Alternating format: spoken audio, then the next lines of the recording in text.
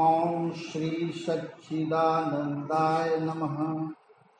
एक रोज जनाब राय साहब दीवान मथुरा दास जी जब चीफ जज रियासत पुंछ मुकर्रर होकर जाने लगे तो दर्शनों को हाजिर हुए और अर्ज किया कि मेरे वास्ते क्या इरशाद है। श्री महाराज ने फरमाया कि हमारे मिलने वाले एक ठाकुर साहब वजीरे रियासत थे। राजा साहब की हम शिरह यानी बहन उनसे नाराज हो गई। कुछ और भी मामलात दरपेश हो गए जिसकी वजह से उनको अपने ओहदे से अलहदा होना पड़ा और जो नायब वजीर थे सो उनकी जगह मुकर्रर हुए।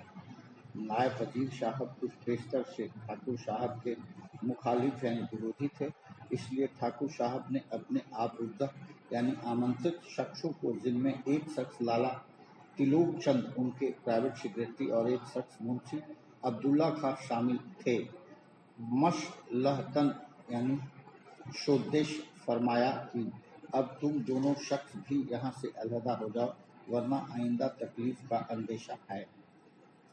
उन्होंने उनकी राय पर अमल किया।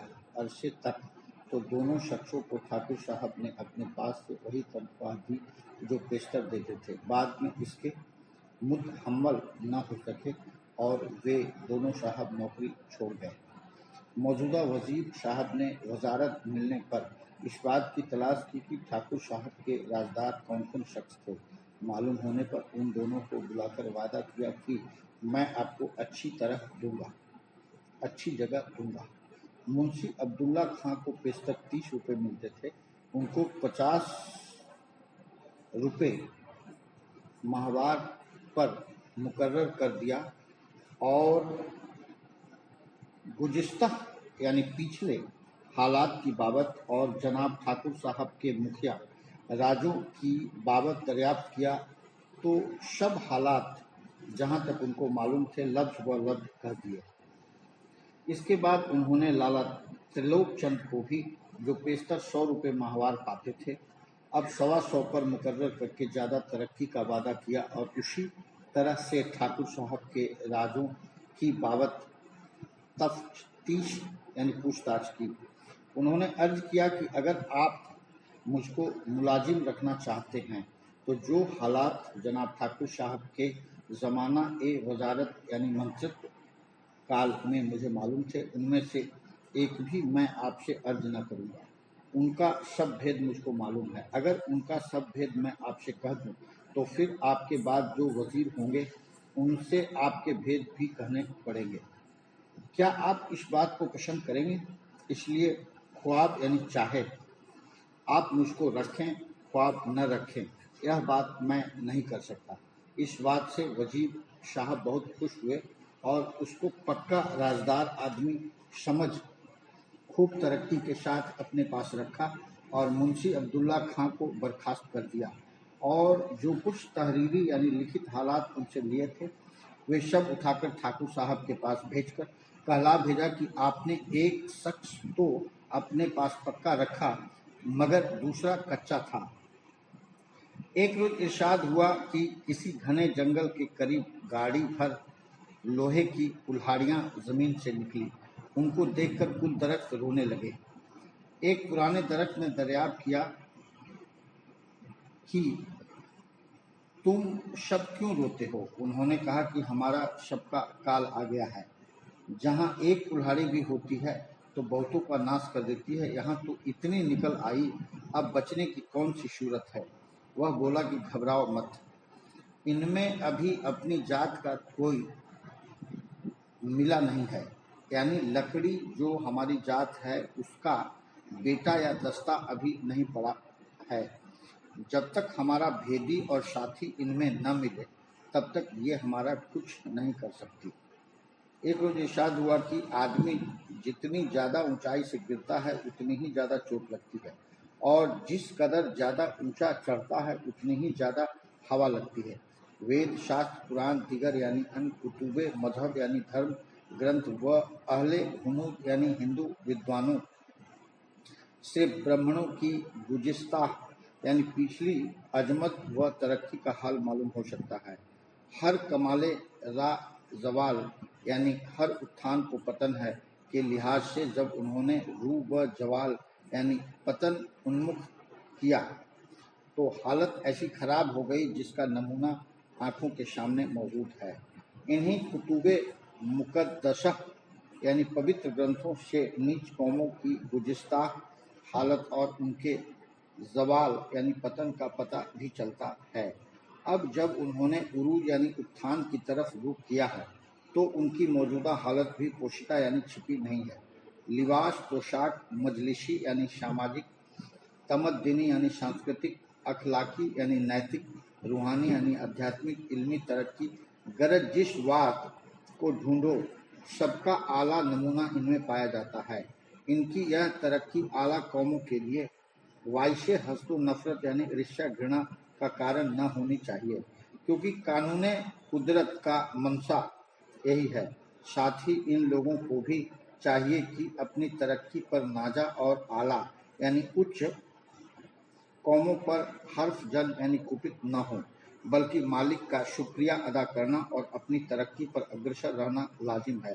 مثل مشہور ہے کہ مرا ہاتھی بھی لاکھ روپے کا ہوتا ہے، اس لیے خواہ برہمن وغیرہ کتنے ہی کیوں نہ گر جائیں، پھر بھی اگر نظر غور سے دیکھا جائے تو ان کی حالت دیگر قوموں سے بدرجہ یعنی کہیں زیادہ بہتر ہے۔ البتہ بڑے آدمیوں سے کوئی نازیبہ یعنی اشوبھنیہ حرکت سرزد ہو جانا بڑے عیب کی بات ہے اور لوگوں کی انگشت نمائی یعنی انگوٹھی اٹھانا آپتی کرنا کا ذریعہ ہوتی ہے۔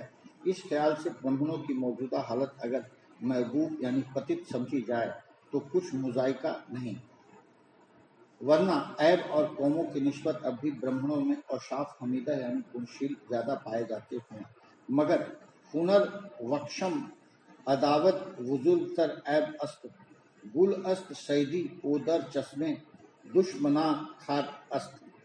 انسان اپنے پیٹ کی غلاظت کو نہیں دیکھ سکتا، نہ اس کی بدبو معلوم ہوتی ہے، بلکہ اس کو جسم کی پرورش کا ذریعہ سمجھتا ہے اور دوسروں کے پخانہ پیشاب سے حد درجہ کی نفرت کرتا، ناک سکوڑتا اور منہ مسکورتا ہے۔ ایک روز ارشاد ہوا کہ کسی عدالت میں ایک پیشکار بڑے راسی یعنی گھوس خور تھے اور ان کو رشوت لینے میں بڑا ملکہ یعنی سدھی ابھیاس تھا۔ اتفاق سے کوئی نیا حاکم تبادلہ ہو کر آیا، وہ رشوت ستانی کے سخت خلاف اور ذرا سی شکایت پر بڑی عبرت انگیز یعنی اسمرنیہ سزا دیتا تھا۔ وہ کچھ ایسی کارروائی عمل میں لایا جس سے رشوت ستانی بہت کم ہو گئی۔ ایک دن وہ حاکم اس پیشکار سے فخریہ یعنی گورو سے کہنے لگا کہ میں اس قدر نگرانی رکھتا ہوں کہ ممکن نہیں کہ کوئی میری عدالت میں رشوت لے سکے۔ پیشکار صاحب نے کہا، حضور بے شک ایسا ہی حال ہے، مگر ساتھ ہی یہ بات ہے کہ بعض یعنی کچھ آدمیوں کو رشوت لینے میں بھی ایسا کمال ہے کہ باوجود ہر چند نگرانی کے وہ لینے سے نہیں چوکتے۔ اس نے کہا کہ یہ بات ہرگز ممکن نہیں۔ اسی دن معمولی تعلق کے دار کچھ بیان دینے کے واسطے حاضر عدالت ہوا۔ حاکم صاحب کسی مقدمہ کی سماعت یعنی سنوائی میں مصروف یعنی ویست تھے، اس لیے پیشکار صاحب کو حکم دیا کہ آپ اس کا بیان لے لیں۔ پیشکار صاحب نے کمرے کے ایک گوشہ یعنی کونے میں دروازے کے باہر تعلق دار کو بٹھایا۔ آپ اندر بیٹھ گئے اور چپکے سے کہا کہ یہ حاکم بڑا راشی یعنی رشوتی اور بدنیت ہے، مجھ کو حکم دیا ہے کہ تعلقے دار نے جو سونے کے کڑی پہنے ہوئے ہیں اگر یہ ہم کو دے دیں تو ہم ان کی مرضی کے مطابق فیصلہ کر دیں، ورنہ ان کو بہت خراب کریں گے۔ اس لیے بھائی صاحب اگر خیر چاہتے ہو تو کڑے دے کر فیصلہ کر لو، ورنہ حاکم وقت ہے نہ معلوم کیا خرابی کر دے۔ حاکم چونکہ بہت چالاک تھا، ان کی سرگوشی دیکھ کر بولا کہ پیشکار کیا معاملہ ہے؟ انہوں نے جواب دیا کہ حضور میں تو اس سے کہتا ہوں کہ جلدی دے دے، ورنہ حاکم ناراض ہوں گے، اگر یہ نہ معلوم کیا سوچ رہا ہے اور دینے میں ہچر مچر کرتا ہے۔ حاکم نے کہا کہ جلدی لے لو اور ہمارے پاس لاؤ۔ यह सुनकर तो ताल्लुकेदार का खून खुश्क हो गया कि वरसरे अदालत जिस हाकिम की इतनी जुर्अत है वह न मालूम पीछे क्या कर बैठे, इसलिए चुपके से कड़े उतार दिए। पेशकार साहब ने नजर बचाकर जेब में दाखिल किए और चटपट बयान लेकर साहब के सामने पेश किया और पेशी खत्म होने के बाद कड़ों का तिया पांचा कर दिया। बहुत अरसा बाद हाकिम पर इसका भेद खुला तो उनकी हिम्मत हौसला करतब पर दंग रह गया और उनको बड़े ओहदे पर मुकर्रर किया। बहुत कुछ उनकी तरक्की की और साथ ही इस बात की कसम ली कि आइंदा कभी रिश्वत न लेंगे। उन्होंने यह ख्याल जाहिर किया कि जब बुरे काम को तुम इस खुश असलबी यानी कुशलता से कर सकते हो तो अच्छे काम में तुम क्या कुछ न कर लोगे। कस्बे कमाल कुन की अजीजे जहां शवी। एक रोज इरशाद हुआ कि जनाब स्मिथ साहब बहादुर कलेक्टर की अदालत में एक पेशकार का मुकदमा पेश हुआ जो जुर्म रिश्वतस्तानी यानी घूसखोरी में माखूज हुए थे। पेशकार साहब ने इकबाले जुर्म किया और मुआफी के ख्वास्तगार यानी प्रार्थी हुए तो जनाब कलेक्टर साहब बहादुर ने फैसले में ये अल्फाज लिखे कि चूँ अहल कारा रिश्वत मी शतानंद मी गोइंद चू जेरे मुहाशबा आइंद मी गोइंद, जो गोपाल कृपा करे तो ऐसी बन आवे अब मुहे राखी लेओ रघुराई।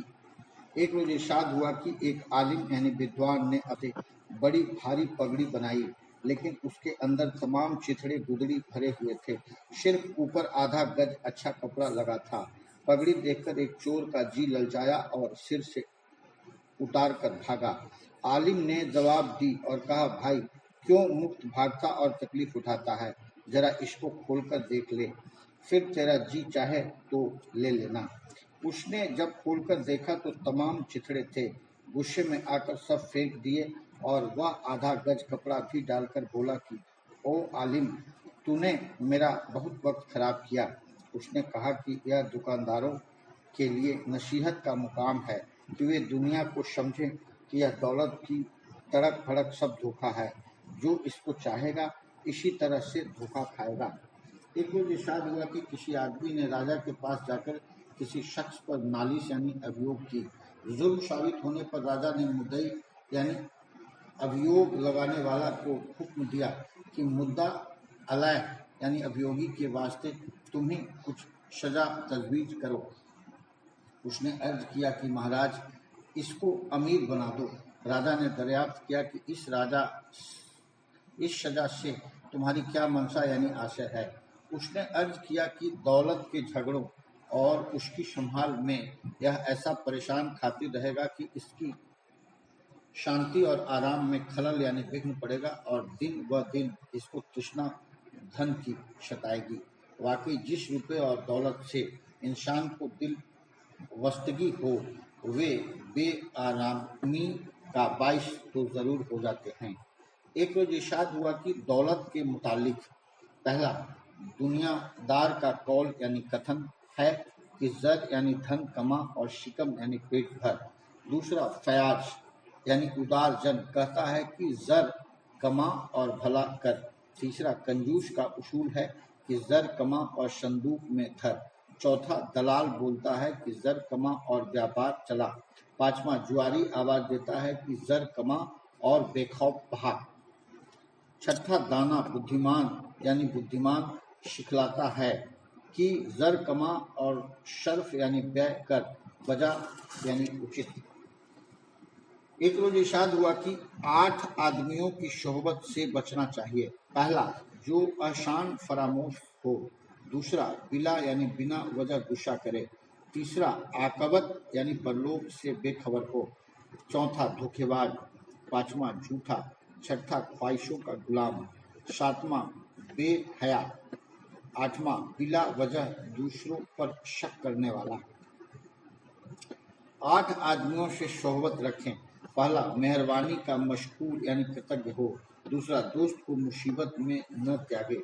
तीसरा जिसके अफ़आल यानी कर्म व अकवाल यानी वचन दुरुस्त हों। चौथा मगरूर न हो। पांचवा गुस्से को जब्त कर सके। छठा सखावत यानी दान दया करे और बदले का गरजमंद न हो। सातवां नेक और जाहिद यानी धर्मात्मा आदमियों का दोस्त हो। आठवां औरों का आदर यानी तवाजा करे। एक रोज इरशाद हुआ कि पहला मालदार कमाने से नहीं हो सकता बल्कि बचाने से। दूसरा ताकतवर खाने से नहीं होता बल्कि हजम करने से। तीसरा काबिल पढ़ने से नहीं हुआ करता बल्कि याद रखने और उस पर अमल करने से। चौथा इल्म बहुत बड़ी कुव्वत यानी शक्ति है लेकिन कुव्वत इल्म नहीं। पांचवा नेक आदमी अपने को कभी गमज़दा यानी दुखी नहीं कहता और बदखू यानी दुराचारी अपने को कभी खुश नहीं समझता। एक रोज इरशाद हुआ कि फकीरों को दुनियादार लोग दो तरह से दुख देते हैं, खिलाकर और खपाकर, यानी लजीज और मजेदार खाने बनाकर इस कदर भरमार करते हैं कि खा खाकर फकीर दुख पाते हैं, न भजन बनता है न वृत्ति ठीक रहती है। धान कुधान खा खाकर नफ्स यानी मन ऐसा शर्कस यानी उग्र हो जाता है कि उसको मगलूब यानी वशीफूत और जेर यानी अधीन करना इम्कान यानी संभावना से बाहर हो जाता है। अक्सर उसके पंजों में फंसकर फकीर लोग मर मिटते हैं और धोखा खाते हैं। दूसरे बहस मुबाहिसा यानी वाद विवाद करके उनका दिमाग खपा मारते हैं और ऐसा दुखी और दिक यानी तंग करते हैं कि बकते बकते सिर दर्द हो जाता है और नतीजा खाक नहीं निकलता। हुजूर यानी श्रीमंत का मामूल यानी नियम था कि दिन में सैकड़ों आदमी प्रसाद तरह तरह के मेवात और मिठाई के थाल भर भर कर लाते थे, मगर आप उनमें से एक कणिका भी उठाकर नहीं खाते थे। अगर किसी ने बहुत मिन्नत और समानत की तो जर्रा बराबर उठाकर मुंह में डाल ली। बाद में पानी से हाथ धोते और कुल्ली करते थे। अक्सर औकात कुल्ली के साथ उस जर्रा बराबर को भी निकाल देते थे और वक्त मुअय्यना यानी नियत समय पर सिर्फ दाल चावल या रोटी दाल हस्बे मामूल यानी नियमानुसार तनाहुल यानी सेवन फरमाते थे। बहस मुबाहिसा को या बहुत ही नापसंद करते थे। जब किसी बेकायदे की बहस और बेजा यानी अनुचित दलीलें शुरू की जाती तो आप चुप होकर बैठ जाते थे या आंख बंद करके पलंग पर लेट जाते थे और फरमाते थे कि मूर्खों के लिए खामोशी ही जवाब है। गुणियन के हम गुरु हैं, मूर्खन के हम दास, वे तो पकड़े लाकड़ा और हम पकड़े घास। मिले जो संत बचन दोई कहिए, मिले असंत मौन होई रहिए। पंडित सो बोलिए हितकारी, मूर्ख सो रहिए झक मारी। अनाधिकारी पुरुष से भजन और ब्रह्म की बात कहना फजूल है, क्योंकि वह बात उसकी समझ में ही नहीं आ सकती और वह उसको कभी मानने को तैयार नहीं होते। इसलिए उनके सामने ब्रह्म की बात करना ही ममनू यानी निषिद्ध है। कबीर साहब का मकूला है, अज्ञानी के निकट में कहो न आत्मज्ञान, जैसे बहरा मूढ़ नर सुने न वेद पुराण। धर्मदास तोहे राम दुहाई, सार शब्द नहीं बाहर जाई।